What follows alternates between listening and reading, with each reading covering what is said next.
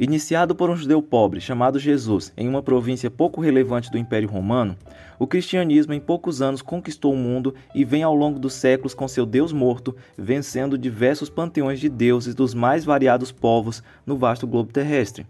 Mas como isso aconteceu? Depois da subida de Cristo, os seus discípulos continuaram a fundação da igreja, criada a partir da exposição do evangelho feita por ele. Inicialmente, eles não começaram em belos prédios como hoje em dia, mas em casas e depois em catacumbas, tudo isso devido às perseguições. Nesses locais, os cultos tinham ensino, comunhão, ceia do Senhor e oração. Desde seu início, a igreja começou a enfrentar perseguições. Os pagãos pensavam que os cristãos eram canibais, pois eles diziam que comiam do corpo e bebiam do sangue do seu Salvador. Além disso, os cristãos causavam grandes prejuízos financeiros por abandonarem práticas comuns da religiosidade da época, como sacrifícios e culto a ídolos. Por isso, o resultado inevitável foi uma perseguição oficializada pelo Império Romano. Ao longo de 3 séculos, os cristãos foram perseguidos, mas não adiantou. O sangue dos mártires foi a semente da igreja. E chegou um momento em que não funcionava mais perseguir os cristãos, pois eles eram muitos. Por isso, em 313 d.C., Constantino e Licínio, outro imperador romano, emitiram o Edito de Milão, que concedia liberdade religiosa aos cristãos e todas as religiões dentro do Império Romano. E depois, em 380, o cristianismo se tornou a religião oficial do Império. Apesar de seus benefícios, como mais pessoas influenciadas pela fé cristã, erradicação da morte de gladiadores, proibição de assassinato de crianças e outras influências sobre a moralidade pública, o cristianismo ter se tornado a religião oficial do Império também teve muitas desvantagens. Os cristãos passaram a ser intolerantes com outras religiões, elementos do culto ao imperador foram incorporados ao culto cristão. Passaram a ser utilizados incenso, vestes mais suntuosas, gestos de respeito e procissão. Além disso, mártires começaram a ganhar igrejas construídas em homenagem a eles. Relíquias passaram a ter poderes mágicos atribuídos a elas. E como elas seriam capazes de fazer milagres, com o tempo os mártires passaram a ser venerados. Nesse período ocorreram os concílios, que eram reuniões para estudo e consenso sobre algum assunto delicado. A partir do Niceno se contam 7. Nesses locais foram discutidos vários temas como a natureza de Jesus, a divindade do Espírito Santo e o enfrentamento de heresias. Antes da queda do Império Romano surgiu Agostinho de Hipona, um dos maiores teólogos da história. Em sua época, ele refutou diversas heresias, como o maniqueísmo, donatismo e o pelagianismo, que supervalorizava a participação humana na salvação. Ou seja, podemos dizer que Agostinho era calvinista antes de Calvino. No entanto, mais moderado. Ele escreveu A Cidade de Deus para responder às acusações de que a queda de Roma era resultado da ira dos deuses pagãos devido à conversão dos romanos ao cristianismo. Independentemente do motivo, o Império Romano do Ocidente caiu em 476 d.C., e esse evento é o mais associado ao início da Idade Média. Após a queda do Império, diferentes povos passaram a ocupar o antigo território pertencente a ele. Cada um desses povos formava um reino independente. Essa mudança afetou muito a Igreja Romana, que acabou se tornando a única instituição comum em meio ao caos político e social. Ela passou então a fortalecer instituições como o papado. Ao longo de 1000 anos de Idade Média, a Igreja expandiu seu poder, apesar de que em determinados momentos ela enfraqueceu. Viu grandes guerras, pestes, ascensões e quedas de impérios, e deflagrou cruzadas para conquistar as terras sagradas. Mas nem só de dificuldades e problemas viveu a Igreja Romana, pois foi a partir dela que surgiu o núcleo do que seriam as universidades modernas, inicialmente como pequenas escolas anexas às catedrais e monastérios, frutos da ideia de um imperador muito importante na história da Igreja, Carlos Magno. O objetivo dele com as universidades era fortalecer o seu domínio através de uma influente elite intelectual. Com o passar do tempo e apesar das dificuldades, esses estabelecimentos de ensino se desenvolveram, tornando-se os mais influentes centros intelectuais medievais. A Igreja Romana conseguiu se tornar a instituição mais poderosa e rica da Idade Média, sendo capaz de desafiar e até mesmo derrubar reis. Ela não escondia seu desejo pelo domínio religioso e político mundial, mas começou a enfrentar um lento declínio a partir do século XIII. Enfrentou até um grande cisma, uma violenta divisão que durou 40 anos, em que a igreja se dividiu entre 2 papas, um em Avion, outro em Roma e depois em 3, com outra divisão em Pisa, na Itália. Depois de muita confusão e guerras entre exércitos papais, a questão foi resolvida em 1417, no Concílio de Constança, quando o papado voltou a ser unificado em Roma.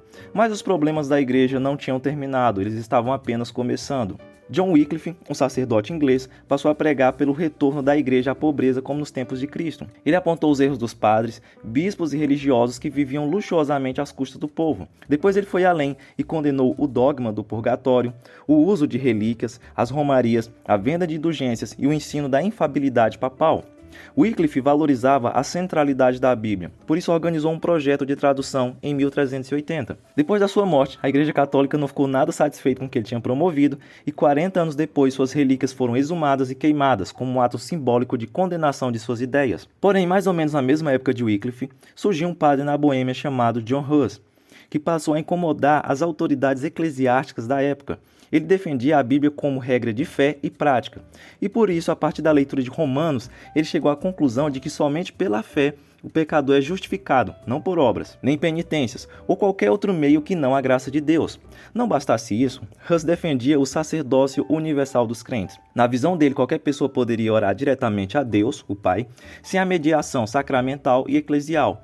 No caso dele, a Igreja Romana não vacilou e o lançou em uma fogueira. Mas isso não adiantou muito, pois 102 anos depois da sua morte, um monge agostiniano pregou na porta de uma igreja suas 95 teses, que criticavam várias práticas e doutrinas da Igreja Católica Romana, como venda de indulgências, a autoridade da Igreja acima da Bíblia, a autoridade dos papas e bispos, argumentando que eles não deveriam ter o poder de controlar o destino eterno das almas das pessoas. Martinho Lutero se tornou um pesadelo para os católicos, sendo até hoje muito lembrado por eles. Na verdade, os evangélicos, tirando os luteranos, não dão muita importância e nem conhecem muito as obras de Lutero, mas os católicos sempre lembram dele. De qualquer maneira, ele, com a coragem que tinha, enfrentou de frente à igreja o que poderia custar sua vida. Mas como a igreja já não era tão forte, ele foi protegido por poderosos e acabou pegando a fama de iniciar a reforma protestante. Junto com ele, vários nomes importantes surgiram no mesmo período, como Ulrico Zwinglio, em Zurique, e João Calvino, em Genebra. É possível perceber que, a partir de um determinado período, por mais que houvessem diferenças, os reformadores defendiam algumas ideias em comum, que poderiam ser resumidas em 5 solas.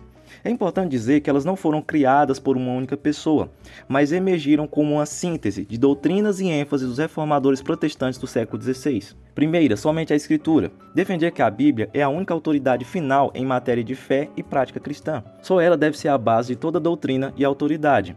Em oposição, a Igreja Católica considerava que suas tradições e ensinamentos eclesiásticos tinham autoridade igual a ela. Somente a fé. Defendia que a salvação é obtida somente pela fé em Jesus Cristo como Senhor e Salvador, não dependendo de obras ou méritos humanos. A Igreja Católica ensinava que a salvação envolvia não apenas a fé, mas também boas obras, sacramentos e a colaboração com a graça divina. Somente a graça. A salvação é um dom gratuito e imerecido de Deus. As pessoas não podem merecer a salvação por suas próprias ações. A Igreja Católica ensinava que as boas obras e os méritos humanos contribuíam para a obtenção da graça divina. Somente Cristo. Jesus Cristo é o único mediador entre Deus e os seres humanos. Ele é a única fonte de reconciliação e salvação. A Igreja Católica enfatizava a mediação dos santos, sacerdotes e sacramentos como intermediários entre as pessoas e Deus, para a glória de Deus somente. Toda glória deve ser dada a Deus em todas as áreas da vida, incluindo a salvação.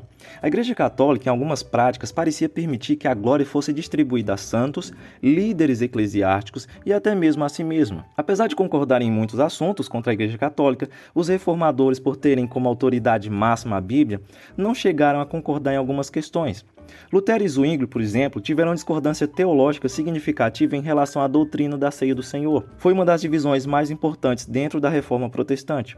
Lutero mantinha uma visão mais tradicional da ceia do Senhor, conhecida como consubstanciação. Ele acreditava que durante a ceia, o pão e o vinho permaneciam substancialmente pão e vinho, mas também continham a presença real de Cristo de forma misteriosa. Ele afirmava que o corpo e o sangue de Cristo estavam presentes em, com e sob o pão e o vinho. Já Zwinglio defendia uma visão mais simbólica da ceia do Senhor. Ele acreditava que a ceia era principalmente simbólica e que o pão e vinho representavam o corpo e o sangue de Cristo de maneira puramente simbólica. Para Zwinglio, a ceia era uma lembrança espiritual e não envolvia uma presença física ou real de Cristo nos elementos. A disputa entre Lutero e Zwinglio sobre a ceia do Senhor foi acalorada e não foi completamente resolvida durante a vida deles. Eles se encontraram pessoalmente em uma tentativa de reconciliação, mas não conseguiram chegar a um acordo. Como resultado, suas visões divergentes sobre a ceia do Senhor contribuíram para a divisão entre diferentes facções da Reforma Protestante. Mas nem só de boas intenções viveu a Reforma Protestante. O rei Henrique VIII, contemporâneo dos reformadores e rei da Inglaterra, estava profundamente apaixonado pela ideia de ter um herdeiro masculino para garantir a estabilidade da dinastia Tudor. No entanto, sua primeira esposa, Catarina de Aragão, parecia ter problemas para fornecer um herdeiro homem. Com a impaciência típica de um rei, ele decidiu pedir o divórcio à Igreja Católica. Acontece que o Papa, não muito disposto a anular o casamento real, recusou o pedido de divórcio de Henrique, mas o rei não era o tipo de pessoa que aceita não como resposta. Ele decidiu então que se o Papa não cedia, ele fundaria sua própria igreja. E assim, em 1534, com um ato do parlamento conhecido como o Ato da Supremacia, Henrique VIII declarou que ele próprio era a autoridade máxima da Igreja da Inglaterra. E assim, sem mais delongas, Henrique estava oficialmente divorciado da Igreja Católica e casado com Ana Bolena. Depois ela acabou sendo acusada de adultério e traição, foi julgada e condenada à morte. Tudo isso para o rei poder ter o seu tão desejado filho, que viria a ser Eduardo VI. Depois que Henrique se foi, lá estava ela, a Igreja da Inglaterra, uma invenção conveniente do rei para resolver seus problemas pessoais e políticos. Não é todo dia que o monarca cria uma religião só para se livrar de sua esposa. Mesmo com esse início, a Igreja da Inglaterra teve um histórico significativo no campo das missões e do evangelismo, desempenhando um papel ativo na expansão do cristianismo em várias partes do mundo, especialmente durante a era colonial britânica. É importante dizer ainda que na mesma época da Reforma e todas essas turbulências que ela estava causando, tinha início a colonização do Brasil. Os católicos chegaram primeiro com a Companhia de Jesus, grupo criado por Inácio de Loyola, com o objetivo de combater o movimento da Reforma. Esses missionários, muitas vezes chamados de jesuítas, estabeleceram missões e escolas, onde além da fé cristã, ensinaram aos indígenas a língua, a agricultura e as artes. O resultado foi uma fusão única de culturas e crenças, onde tradições católicas se entrelaçaram com a herança indígena, dando origem a práticas religiosas sincréticas que são vivas até hoje. No entanto, a história religiosa do Brasil também presenciou uma mudança importante com a chegada dos missionários protestantes, especialmente no século XIX. Influenciados pelas tradições evangélicas europeias e americanas, os protestantes trouxeram uma abordagem diferente para a fé, enfatizando a leitura direta da Bíblia, o culto congregacional e uma evangelização ativa. Ao longo dos próximos séculos, o número deles cresceu e as projeções avaliam que os evangélicos se tornarão a maioria em nosso país.